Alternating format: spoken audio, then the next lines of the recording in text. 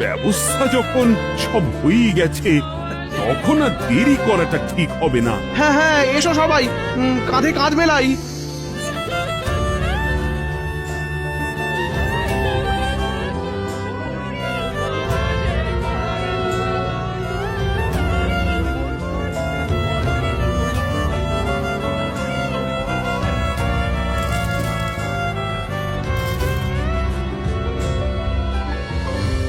ও, এই দৃশ্য কিনা শেষে আমাকে দেখতে হলো, কিন্তু তবু আমার খুব জানতে ইচ্ছে করছে, বাচ্চারা থলি ভর্তি মোহর অলংকার সব ছড়াতে ছড়াতে যাচ্ছে কেন?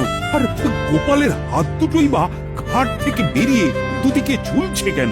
মহারাজ, আর একটা ব্যাপার কি আপনি লক্ষ্য করেছেন? কি বলতো? গোপালের দেহ হারা কাঁধে করে নিয়ে যাচ্ছে। হ্যাঁ হ্যাঁ, ওই তো মন্ত্রী, সেনাপতি, জ্যোতিষী আর পণ্ডিত। আসলে গোপালের এই শেষ যাত্রা আমাদের কিছু শিক্ষা দিয়ে যাচ্ছে মহারাজ। এই যে দেখুন, যারা গোপালকে সহ্য করতে পারত না, এখন তাদেরই কাঁধে গোপাল যাচ্ছে।